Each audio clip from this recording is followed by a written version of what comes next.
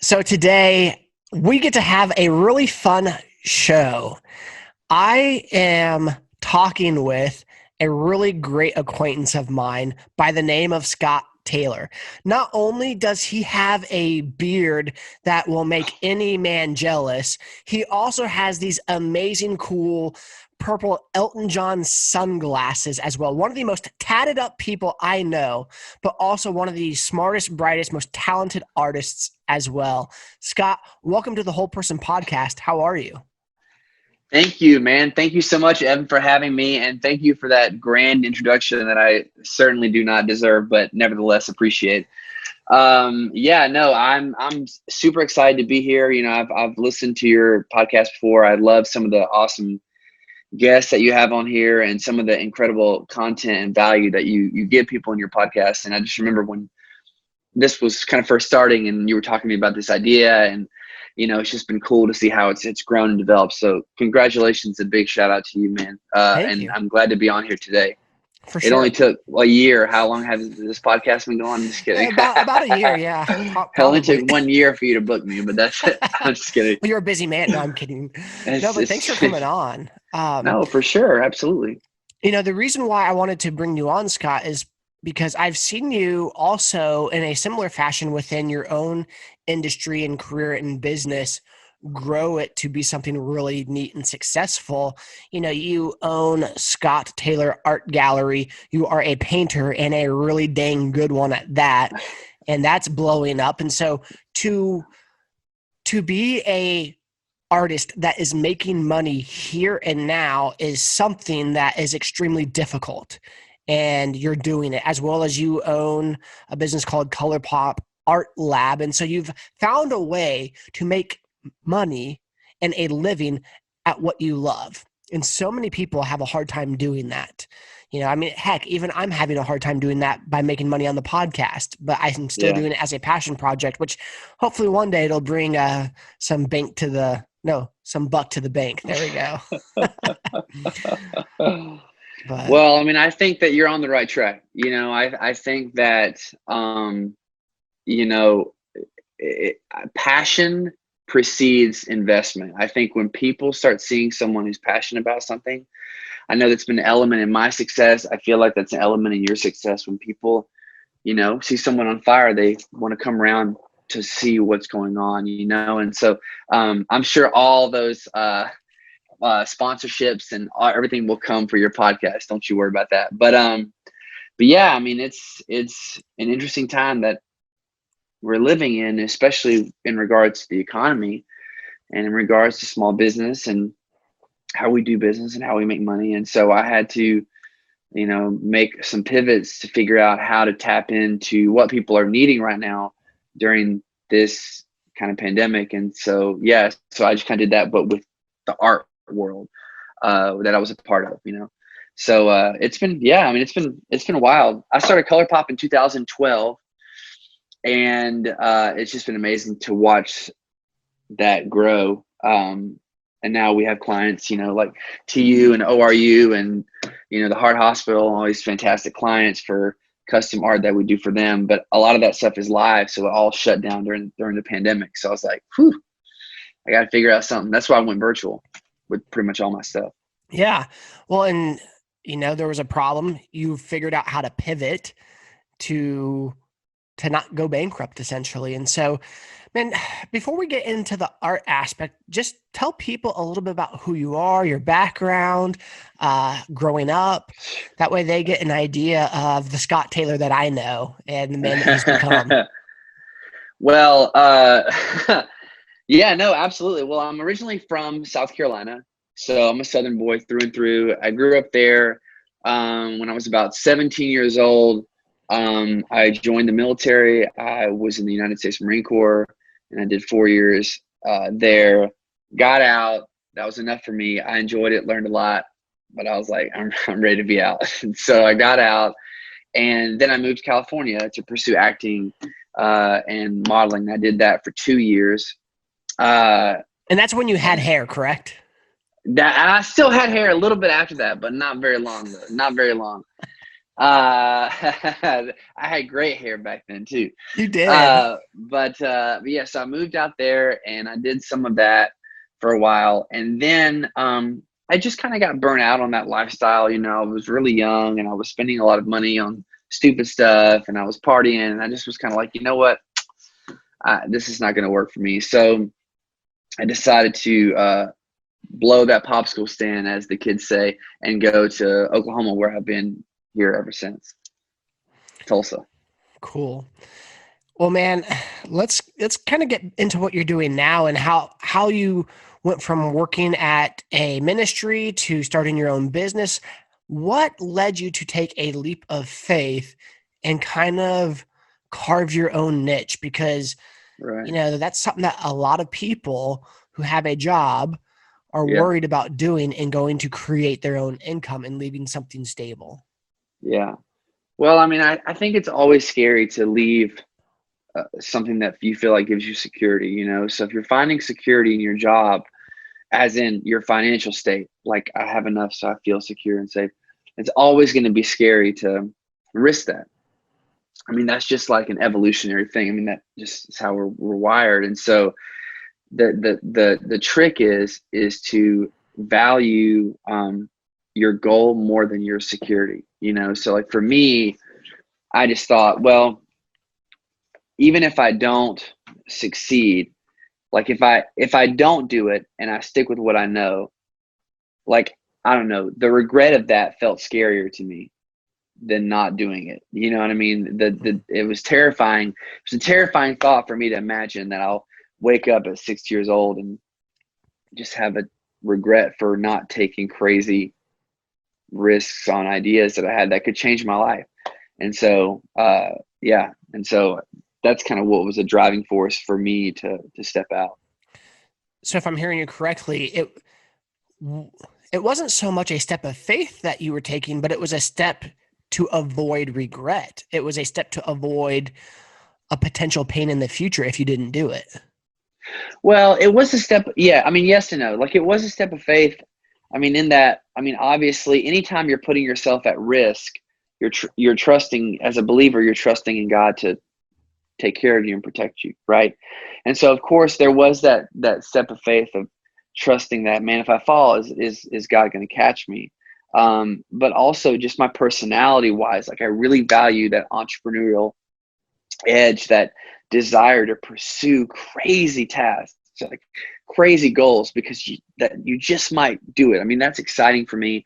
And I just encourage my kids in the same way. I'm just like, hey, I don't care what it is, like just have lofty goals and I will help you as long as you're passionate about it. I really believe in the power of that. And so for me, that was a big part of just saying, you know what, I'm just going to do it. And I remember I quit my job and which is not for everybody. Sometimes it's good to have both, you know, in the beginning. But for me to do what I wanted to do, I had to quit and throw myself in full time. And it was a trial by fire. You know what I mean? I just learned everything about business just As you by went. by experience. Yeah. And I read books too, but you know, it was crazy. That's awesome, man. So in this trial by fire, what would you say are some of the lessons that you did not know, but you learned through failure that turned into stepping stones of success? Well, I mean, mistakes and failures, those are bad, right? Those are not ideal. But what's way worse is obsessing over a failure, because that's what really stops you in your tracks. And so for me, when I would make mistakes, I would just look at them as potential learning opportunities and potential. I mean, I love to read. I'm an avid reader. So I kind of looked at it in that sense of like, oh, I'm reading the book of this event that happened and learning so that I can grow and make that mistake hopefully not again in the future. So I looked at it as learning opportunities, and that helped me a lot because I didn't get stuck in thinking like, oh, well, maybe, maybe I'm not right for this, or I didn't go to college for this, so maybe that's why I don't know I just looked at it like, oh, okay, well, now I know not to do that, and I'm just going to keep trying. Right. Try not to do What would you say one or two of those mistakes were that really were valuable lessons? Well, one of them, one thing I can remember in particular had to do with a person that I had hired, an artist, and she she was experienced, but not as experienced with modern methods of doing kind of what we were doing for some mural work. And she told me that, and I kind of overlooked it because we were on a deadline, and I was like, well, we'll just figure it out. And then it was a colossal failure. Like, she didn't know how to use the equipment, which she told me. And so we got way behind on schedule, and then I ended up having to bring someone else in, and it cost me like another $3,000 to finish the project out of the budget. And anyway, it was just like, I basically made like no money on it. And I just remember thinking like, oh, like I never forgot that lesson, because I realized like I can't let my desire just to like get projects, get them done, like overlook like the best practices for doing it. And if something's not right, I need to make sure that it is, because it's not just always going to work out when you're on site. And so now I double and triple check everything now. I'm just like, does everybody know what we're doing? We have this equipment, you know how to operate the scissor lift, you know how to, you know what I mean? It's like, I'm much more comprehensive now than I used to be. Right. Well, and then, it sounds like making sure that you have the right people with the right skill set in the right place to do it. And I kind of like what you said. It was that she told you and you Yeah. basically just didn't listen. So it's Yeah. even taking feedback from the people that you're with to kind of know where they're at on a project or something like that. Yeah. Well, just being in communication with your team, having honest talks, and then listening when they say like, hey, I'm unsure about this, or I'm not really, not just blowing past that because you have a bunch of other stuff, but really listening so that you have a shared voice between you and your employees, your team. Right. So let's talk about money, because, while money is great, it's like, God, oxygen, money. Right. You need money to live. And the more money you have, you actually can solve a lot of problems. Yeah. So when I started off in real estate, man, I had no money and I needed more money. Yeah. You need to switch those letters. I had no money and I needed more money. Yeah. Yeah. N and M. You're like, man, I had no money, but I wanted more money. Yeah, more money. More money, more money, more money. Anyway, so what I realized though is like I was grinding like crazy. And now, I have more money. And so I'm able to invest into my business, and that in return helps me do a little bit better, have an easier time of getting business than grinding when you have nothing to spend. So how do you go from you quit your job Yeah. to starting a business and starting to make money? Because, people didn't know of ColourPop. How do you go about acquisitioning your clients, or struggling through like, okay, I got to pay the bills this month. I need to make money. Like, what advice would you give to someone who's kind of hyperventilating about their business, but doesn't really have the financial backing of, say, 7 years in the industry? Right. Well, first of all, the first thing I would say is to remember that there are no barriers to getting closer to a version of what you're trying to create. I look at, and what I mean by that is, don't wait for the perfect opportunity. You can get started on it right away. Even if you don't have a lot of money to invest, there are things you can do that are free and cheap that you can still be hustling towards your goal. And I would say definitely do those things. The way that I look at it is there's 3 doors, right? And there's 3 tunnels. All the tunnels lead to the same place, right? But one is like really wide, and it's got outfitted with drywall, and it's got electric running through, and it's got like a red carpet. And the other one is slightly more cave-like, whatever, no red carpet, no electricity. And then the other one is like a small tunnel that you have to crawl through. They all go to the same place, but one is just more comfortable than the other. And what happens in the business owners, they want to start a business. They're like, okay, I'm trying to get to that destination, but I don't want to do that. So I'm going to wait until I am able to access the nicer tunnels to move toward my goal. But it doesn't really work like that unless you have money already. You got to just crawl through the uncomfortable apart and keep making progress towards your goal. And there's always things you can do to, to start, to kick off whatever it is, your business ideas that you can start branding yourself. Like for me, I just hit the streets, man, because I was like, no one knows who I am. So I'm going to fix that. And I targeted clients and businesses that had a good reputation in town that people knew. And I really wanted to get those guys as clients. And I would go in there and I would ask to speak to the manager, the owner, and I would introduce myself, and I had a polo on. I was like, hi, my name's Scott Taylor. I'm the executive creative for ColourPop. I don't know have you heard of us? And they'd be like, no. I'd be like, oh, no problem, because we just started. And I would hand them my business card, and I would be like, hey, we just really appreciate what you're doing for the community, and I want to offer you a gift of a free caricature. We'll do it for you. I'll take a photo, and we'll do it, and I'll deliver it. So they'd be like, okay. And so I would do the caricature, give it back to them, and I'd say, hey, do you mind writing like a little testimonial endorsement since you like the caricature? And they're like, sure, no problem. And then I put all these testimonials of these businesses that everybody knew on, like, man, Scott Taylor's great. I love my caricature from ColourPop, so-and-so, owner of such and such, you know what I mean? And so it made me have like that legitimacy early on, because I was connected with these other more established brands by just going in and introducing myself. That's one of the things I did at the beginning.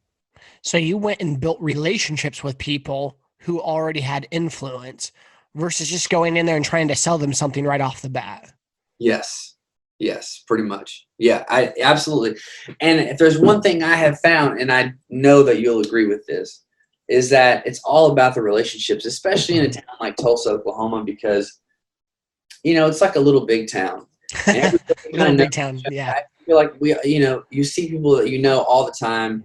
But what's cool is, even though it is a larger city, there's a communal aspect to it that feels very, it's filled with lots of opportunities because people generally want to help. If I met you out and you were like, tell me about real estate, like, oh man, I'm really in real estate and I do podcast stuff, I'd be like, oh man, you should meet my friend such and such, or you should get connected or whatever.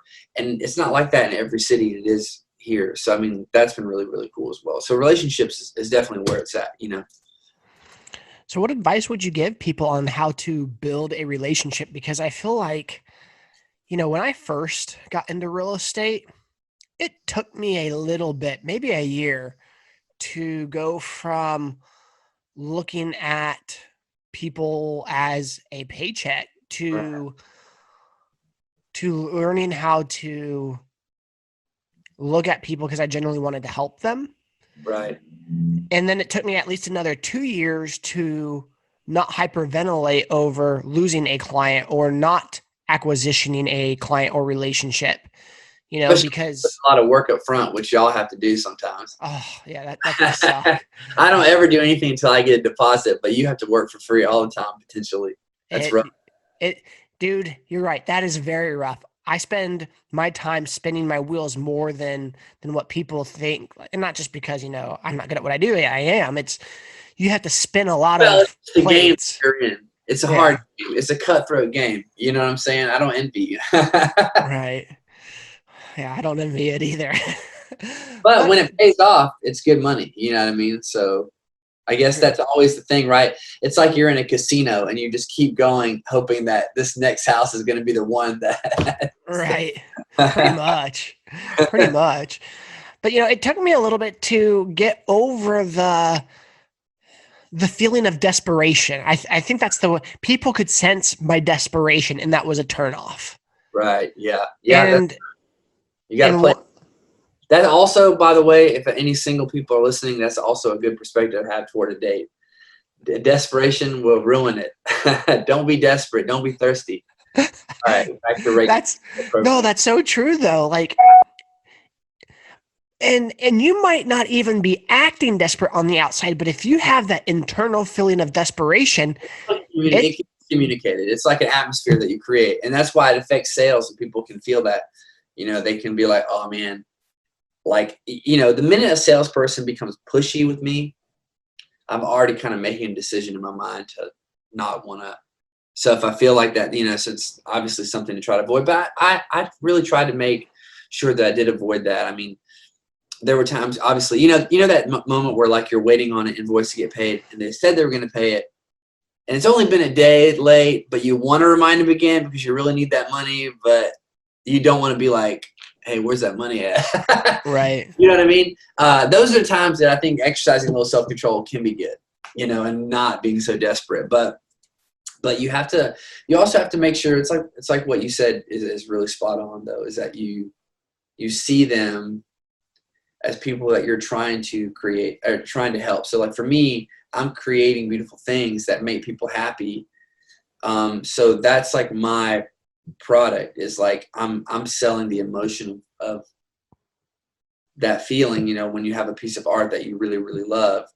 And so when I can start focusing on that and the happiness and that kind of emotional connection, it becomes way easier for me to establish authentic relationships with the people that I'm painting for, because it is kind of a weirdly intimate like transaction. Do you know what I mean? Like, I don't know, it's a weird way to say it, but you know what I mean? It's like something very personal to me that I'm doing. I'm painting something that's personal to them. And so it's just a cool feeling. So it does make the relationships I build in art more personal than maybe some other industries, for me anyway. Well, yeah, and then that plays into the art that's hanging on the wall and how much more that person values that piece. Because if they didn't like you through the process, they're probably not going to have good feelings about the product, the art. So I wouldn't even get into that. If they don't like me during the process, they're going to be like, nah, because we don't want the painting anymore. Exactly. Well, it's the same way in other businesses. Like, you know, I tell my clients, if for whatever reason you don't like what I'm doing throughout the process, you can fire me at any time. And I don't say that now. Don't get me wrong. I'm just kidding. I was like, I don't say that, but I do see where you're coming from, though. But yeah, people know that. I mean, you got to have relationships that, people want to feel like there's personal attention to them and connection, authenticity, and vulnerability, like you were saying earlier. And that's really, but yeah, I mean, I try to definitely have that in my client patron relationships. Well, the other thing too in this and in business is learning how to value your own time, your own product, and your own work. You know, one of the things in real estate, people want me to go show them houses right away. And depends. Like sometimes I'll take a leap of faith and go show someone who I haven't met a property just so I can actually meet them in person. Yeah. But as COVID has become more stricter and other things, you know, I want people to be pre-approved now before I start showing them. Yeah, because I don't want to waste my time on someone who can't get approved. Because here's the thing: if I go show someone houses, it's not the fact that I'm just wasting time, but it's that I'm not doing them any good service. If they can't get approved, what would be better is excited about something that's going to get shot down. Exactly. And then they get mad at me. But I want them to figure out the process and say if they can't get approved, okay, well, now we know you can't get approved right now, but how long will that be? And what do we need to do to get you there? Right. You know? And so I've learned to start valuing my time, what I do, my craft, and I've learned how to communicate from a place of expectation of what I have for them and what they have for me. Yeah. And then valuing not letting what you bring. Right. And then not letting people, and when someone tries to tell me how to run my business and how I should, you know, I take input from my clients, but when someone tells me no, they want to do the process of real estate their way, no, because your way is not the correct way. Your way can make me get a $10,000 fine, and I'm not going to do that. Yeah. And so I say that to set this question up for you. Well, before I ask the question, I want to share a story about you. What was it? About a month or two ago, I think I reached out to you. I saw a piece of artwork that you did, and I was like, oh, cool. I want something like this. And I called you or we texted about, you know, how much it would be. And, you know, I had a figure in my mind of a couple hundred, but you're laughing already. I'm thinking in my mind, it'll be a couple $100 for the painting. And then you're like, yeah, dude, that piece is about $3,000. And I'm like, oh my God, good for you. like, I think that was my response. Good for you. I'm like, that's out of my budget. But I'm thinking to myself, like, wow, That this guy, happens all the time. what's that? I said that happens all the time though, where people are like, "Oh, I really want that," and I tell them they're like, "Oh, okay, well, yeah." Never mind. I don't want it But now. not for everybody, but that's okay. And that's another lesson in business is like, you got to find out your clients. My ideal clients are different than your ideal clients. And, that's the thing. That's the cleverness of like trying to really make sure that you're connected with the people that are going to get the most benefit from what you're offering. Right. Well, and you know, what I've already known, but that just reconfirmed to me, after we got off the phone or whatever, I just realized, man, he knows his value. Yeah. And, I'm not at a And place where also I it's can spend an fair. extra. Go ahead. No, I was just going to say, and also it's not fair to the people that have already purchased paintings for those price points. Mm-hmm. To start lowering it. I mean, like, it's just, you have to think of, again, like you're talking about, you were doing it for our clients. Like, you're not doing your clients any favors by showing them houses until they're pre-approved, because it could all be a waste and they're going to get bummed out. It's like, I'm not doing, my clients any favors, my patrons, by giving crazy discounts. I mean, that's just really unfair. So I think of trying to be honorable by them, and also just understanding that, I mean, this is what I do and this is my livelihood, and it does have value, not over someone else, but just in general, in its own essence, and if you don't value that, no one else will. And so it can be really hard to make a living Yeah. unless you start to value, otherwise, if I was selling paintings for, $300, that took me, I don't know, 10 hours, like, I mean, I would have to sell a lot of paintings every month to make a living, so that's why I had to ultimately move my prices up. And that's just a going market value for my stuff right now anyway. But yeah, I mean, it can be hard to value to price yourself, but you have to. Well, how did you learn how to price yourself? Because, I mean, I can go to, there's a store down the road that has, you know, art from the creator itself. It's not a copy hanging up on the wall, and I can buy it for 75 to 100, $200, and they're big pieces.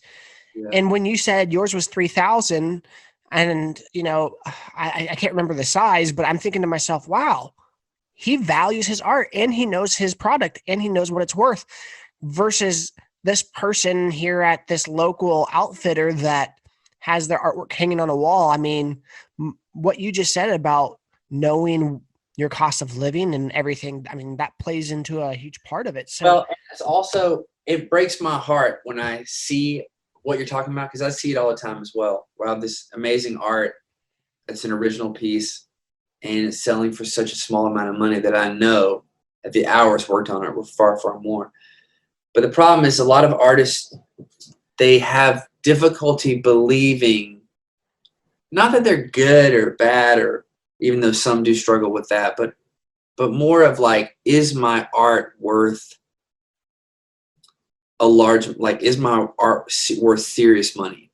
And I think that that's somewhere they're just like, I don't know, man, like maybe a friend can buy it here and there, like, but like, is it really worth that? And the thing that you have to, realize and remember is, it's not really about ascribing a certain value. It's about believing that your art could be loved that much that somebody would be willing to pay. And then when you really believe that, it kind of strengthens your heart. It comes across in how you're painting, what you're doing. And I think it's like what we were talking about earlier. Like, when you really believe that, people can tell, and they almost like they buy into that, right? They're like, well, if you really believe that, then I believe that too. And I think that makes a connection with people. So it's like an atmospheric shift that happens when you really believe in yourself and that your stuff has real value. that's so good, because, relating that to my own experience in real estate, I remember like the first 2 or 3 years that I was in real estate, I I didn't feel like I was good enough, worthy enough to sell a $500,000 home or a $300,000 home or a That $200,000 home. stops you from really going after those houses. Yeah. Well, I mean, don't get me wrong, I tried, but my lack of confidence just exuberated that. And so I was selling, 17, 18 homes a year, that were, $100,000 or less. And I mean, dude, I was grinding, I was burning out. And then I think, in my fourth reel of real estate, I sold like two homes that were over 400,000. Something shifted to where I just Yeah. started believing in myself. And, the first one, I knew the lady and she trusted me. And then the second one, I called up on a sign call and listed it. And then all of a sudden I was like, oh dear God, I have two houses over $400,000. They both sell. I'm like, wait, I can do this. Yeah. And not only can I do this, but like those houses were the equivalent of me selling like 5 or 6 houses. I know it's the same exact thing we're talking about with the paintings, right? Yeah. I have to sell so many paintings, but if I get to the point where I can only do a few, paintings a month, and that's good, then that's ideal, or even less. That's what we're moving toward. That's the idea of growing. That's the difference between someone who works in a business and someone who like is a business type personality, or like entrepreneur. Is like, I'm always thinking, how can I continue to evolve and build my brand or my company in a way where I'm working myself out of having to be on it like multiple hours a day, and I'm trying to structure it in such a way to that it generates more money for things that require less energy. I can paint a painting, it's worth more. I'm putting my stuff on pillows. I've got stickers that I sell. And I'm doing this subscription website, or the subscription for drawing videos that people can subscribe and pay a monthly fee and get access to brand new drawing videos every single month for a week. So all these things are just building. And I think that's how you have to do it. If you're a business owner and you're thinking about growing your business, you have to think about it like that. How can I grow it in a way where I'm actually working less? Yeah, absolutely. So from other experiences that you've had, what advice would you give someone to grow their business, to learn how to pivot in hard times? I would say the most important thing is being flexible with yourself, like being able to read the room and to read what's happening in the world and be willing to change, be willing to be flexible and to shift the way you've done things, because change and flexibility, I think, is the lifeblood. It's the thread of a healthy business, of being able to look around and see what's happening and adjust accordingly. This pandemic really has shown that to us. A lot of businesses have pivoted and are surviving, and some of them not so much. And that's what you have to do. So I would say, if someone's wanting to start a business or get started and stuff, to just make a plan and then work at the plan, but be flexible that the plan might have to change, and it's no fault of anybody. But if you just get frustrated about it and you don't change with it, it's going to leave you behind. So that's what I would say, is just be flexible to your plan, but keep going. So you worked in a ministry before, your own business. And so I know I can ask some faith-filled questions here for you. Sure. I think a lot of people tend to struggle with this idea of the whole person, which is faith, family, finances, friendship, fitness, and fun. Like, we can do really good in one area, maybe two, Yeah. but it's just like some of the other areas we let fall or collapse or just deteriorate. And so, for my journey in my life, I've realized at different times, I've been really great with faith, not so great at business, or not so great with my family. And, I valued other things at different times. What advice would you give to someone on how to live a whole person concept to truly have fulfillment and contentment and success in the areas of faith, family, finances, friendship, fitness, and fun, and how business and entrepreneurship might kind of be a domino for those areas? Yeah, well, one thing I would say is there's a temptation to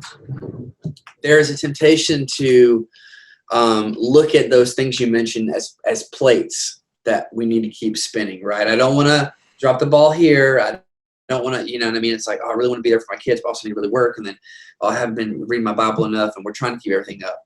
And that mentality can introduce a lot of stress.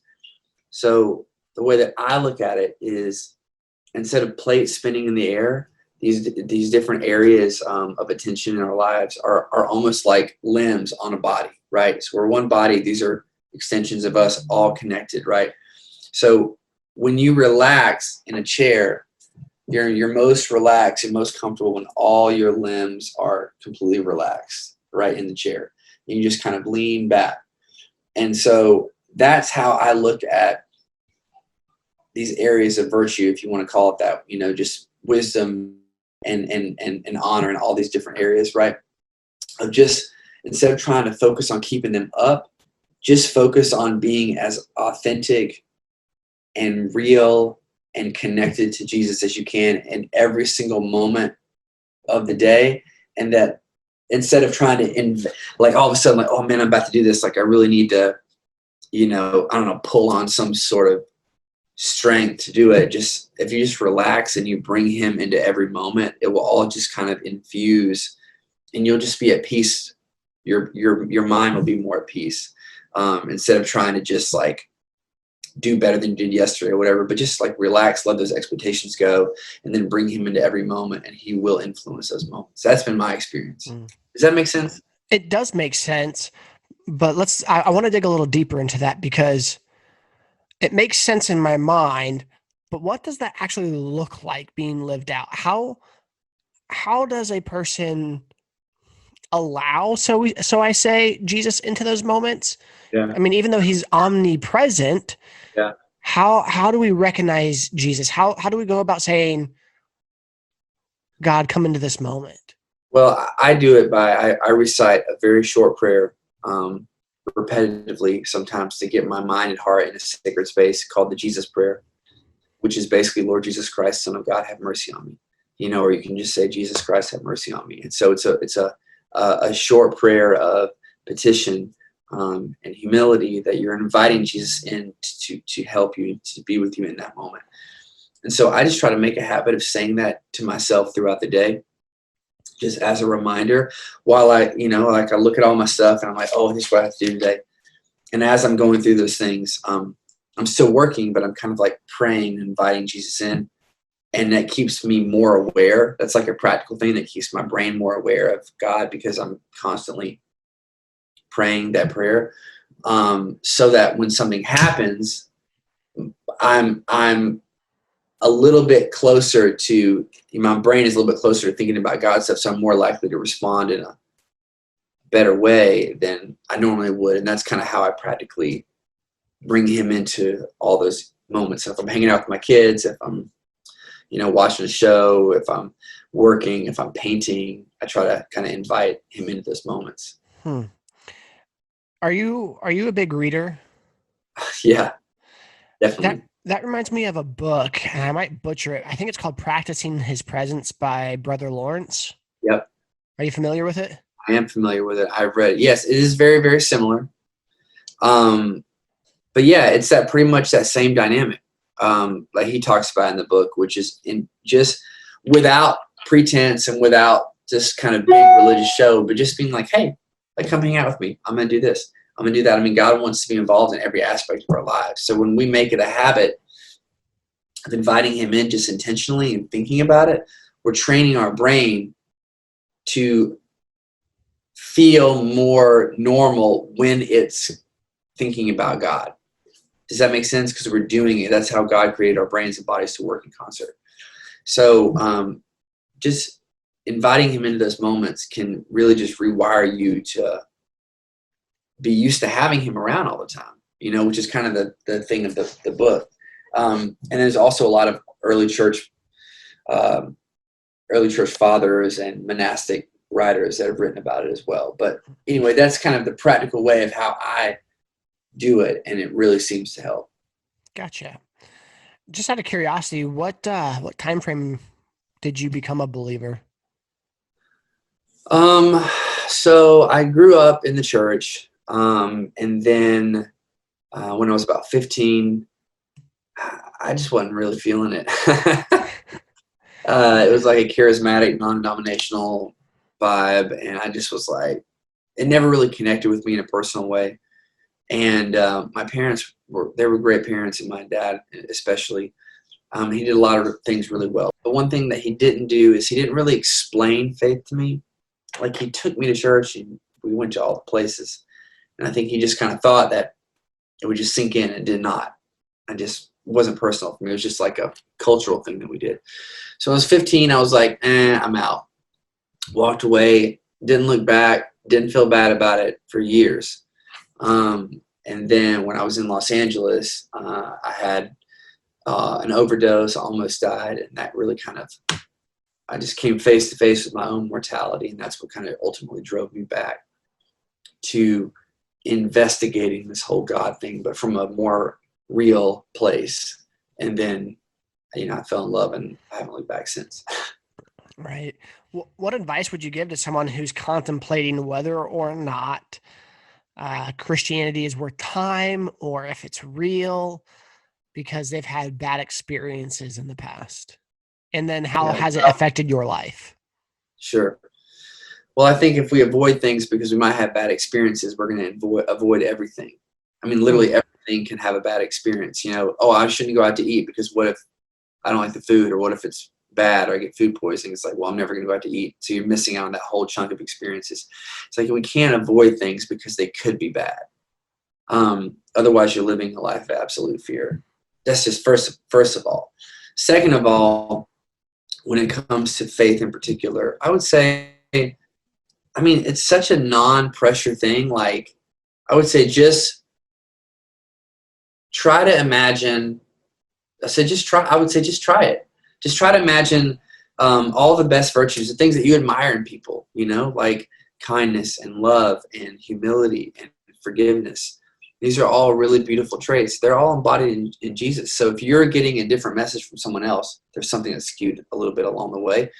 And so if you just focus on the Jesus aspect and just honestly just even practice what I do, which is just inviting him into those moments and see what happens. It's not on us to convince anybody. We don't have to, You will feel more peace in your life the more you invite Jesus into your everyday life. You don't have to change to be a certain way. You just invite him into wherever you're at and just watch it change your life. And that's really it. That's what I would say. Gotcha. What questions do you have for me, man? Well, first question is, where'd you get that awesome flag? Because I like it hanging up in your back. Dude, it looks weathered. It is. Fake weathered, that you bought it weathered, or well, I bought it weathered, but it's part of its design, so it wasn't originally like that. I'm not sure how she did it, but I think she might have used tea bags to do it, and it's a cloth flag. Well, it looks cool, man. I dig it, dude. I dig it. Well, one question that I did have about the podcast is, what was it like when you secured your first bigger guest? I know you've had some big guests, so tell me a few of the big guests you've had, and what was that experience like? Just that first big guest, oh my gosh, wow, I've grown this to have enough clout to where this person will do it. What was that like? So, ironically, tell us about some of your bigger guests that you've had besides me. Yeah, besides you. So, before I even had one single episode published, I actually had quite a few of the large guests at the very front end of the podcast. So really? So I hadn't even had one episode published yet. Did you have those connections through YBT? No, some of them I did, but the majority of the stuff was I sent out really authentic emails to these people and explained the idea of the show and what I was doing, and they agreed. That's awesome. So you emailed them. You didn't wait for them to find you. You went right to them. I literally went right to them. And you could find those emails, those direct emails.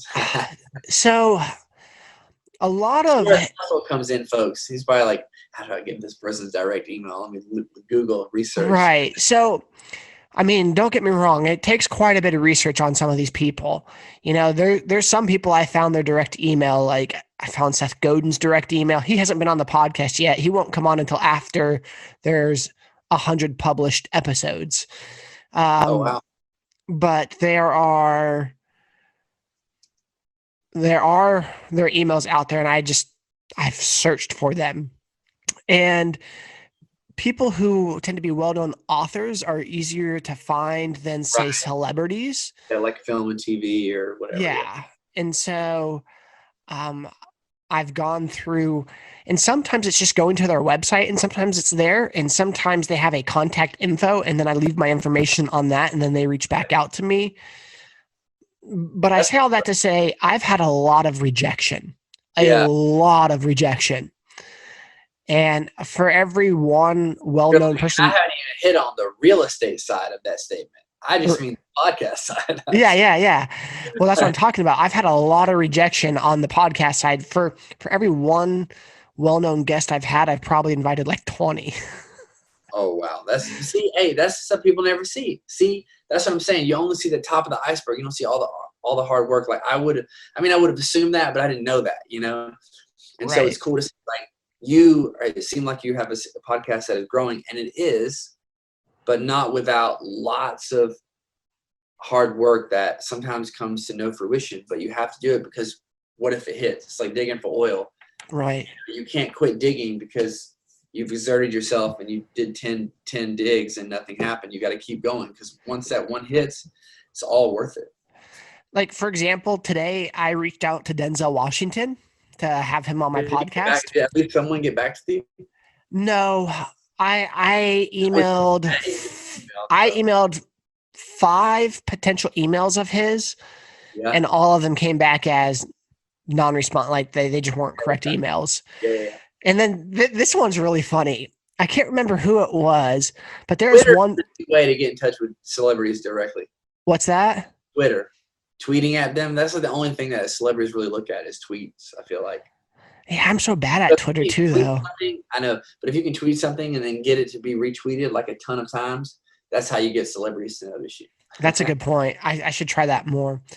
But there was one person, I can't remember who, I literally just guessed their email and I got it right on the first time and they responded and came on the show, but I can't remember who it was. I don't remember. That is hilarious. So what are the odds? Yeah. Well, it's been cool to see it grow and develop. And so I'm honestly really impressed. I love your work ethic and I think your podcast is awesome. And real estate is a cutthroat industry that you're doing well in. So I think it's just cool that you have this podcast that you're letting other people kind of experience the benefits from some of the other voices in the community that are in those industries. And that you created a space for that, I think is really awesome. So thank you for doing this. You bet. Well, man, share with people what your podcast is, because you're a podcast host as well, I believe. Yes. So mine just started. It's called How to Make Money as an Artist, and it's about exactly that. It's about just the practical ways I started growing my business, things like developing your brand, valuing your art, overcoming self-doubt, building your confidence in your style. And this goes with photographers and videographers and any form of maker, creative individual. But yeah, it's on iTunes and podcast platforms. It's just called How to Make Money as an Artist. So yeah, you should check it out. Perfect. Well, man, I like to end each episode with the same 3 questions. And so here we go. You ready for this? Yellow. Yes. Perfect. Okay. Is that your favorite color? No, blue's my favorite color, but yellow's a close second. I do like yellow. Cool. All right. So guess my favorite color. Gray. I'm just kidding. Kidding. My house is gray. White? No. Yeah, good white. guess though. I do like white, but black's my favorite color or absence of color. Black is classic. It's classic and cool. I do. I've liked black for over 20 plus years, 25 years. Like ever since I was young, I just like. It's my favorite color. I have liked black for many years. And I've never liked another color. Seriously, bro. Like. Well, people give me. people give me a hard time, like, oh, that's not a color. I'm like, I've liked it since I was a young kid. So, It's a color. but yeah. All right. So here's the questions that I have for you. Currently or in the past, what have you struggled with in terms of negative self-talk? Like, what's the one thing that your mind tries to tell yourself that has negative self-talk implications? I think for me, one of the things that I struggle with is feeling like I've missed opportunities. So like one of the things that is a negative self-talk, because I'm 35, so I'm not old, but I'm not 25 either. You know what I mean? When I had a lot more opportunity and I had more energy, and so sometimes I have to watch myself because I'll be like, oh, you squandered this year, or you should be here with this project instead of here. And you know what? It's too late now. You've already ruined it. You know what I mean? So feeling like, oh, well, if I already ruined it, then I can't. It makes me not be as attentive with it. I have to remember, like, you know what? It's like Gary Vee always says, like 35 is like you're a baby. Like you have your whole life ahead of you. You know what I mean? So just realizing, like, you know what? I can still create incredible things, even if I'm behind on like what I want as far as an ideal timeline. It doesn't mean I have to quit. And so I have to really guard against that self-talk of feeling like, oh, well, since you didn't do it on a certain timeline, it's probably not going to work out anyway, and therefore you shouldn't really try. Yeah, dude, I love Gary Vee. He's awesome. My God, he's the best. Yeah, I have Big Gary Vee fan over here. Yeah, I have a couple of his quotes up on my wall. You can't see it because they're that way, but I I remember I was watching one of his videos and he goes, if you're watching this video right now and you've watched a lot of my videos and you haven't taken action, stop watching me. Go take action. And I was like, that's me. Click. And then I went and took action. And then I think I had a podcast after that. You should try to get Gary Vee on your podcast. I should. He's one that he's so weird that he might just do it. Do you know what I mean? Like, he's crazy. Like, you know, you might even be able to really access him because he seems to be really open with his fans and followers. You know? He is. It's just there's probably a lot of people reaching out to him. So sure, so but showing. You shouldn't either. What's that? That doesn't mean you shouldn't either. No, I know. It's just I have to. Whatever I do has to stand out, and so I actually have an idea, and I'm not going to talk about it on air. I like the mystery. What's my second question? What's the best decision you've ever made? Oh my Lord. Last night I was driving back from a job and I got some Taco Bell. I'm just kidding. That's awesome. Hey, I'm just kidding. No, best decision I've ever made. Wow. I mean, I think I would have to say choosing to follow Jesus. I mean, I know that feels like a cop-out, but you asked me the best decision I ever made. How could anything be better than that? I've made some pretty good decisions, though, that are not that. But if you're asking me the best. All right, so let's go non-Jesus. Taking a leap of faith in business with no experience. Like, I don't know where I would be. I'm so deeply unhappy, like, working for someone else. Yeah. That I think my mental state would be way worse if I didn't feel like I had the opportunity that lays ahead of me with business and with art. So yeah, I would say that's pretty high up there. Decision. On this next question, you can't answer Jesus either, okay? Okay. What brings you peace? Just kidding. Painting, reading, being productive. I feel like I had a productive day. I'm like very relaxed, you know. So when I feel like I'm kind of ahead, like I paid all my bills and I've like done my stuff, and that makes me feel a lot better generally.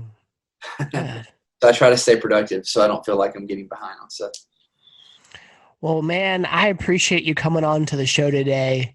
Thank you so much for your time and your wisdom. And go check out Scott's podcast. Go ahead and. Yeah, they can just check out the website, scottlrgallery.com, or on Facebook and Instagram in the same name. And then my podcast is called How to Make Money as an Artist. Check it out. If you like it, rate me and do like a little review or something. That would be awesome. I would certainly appreciate that. Yeah. Awesome. Well, man, thank you so much for hanging out with me this morning, and go have fun learning how to go back to school with your son and do school from home. I will definitely do that. Thanks a lot, Evan. Appreciate you Take having me on. care. I'll talk to you soon. Likewise. Bye.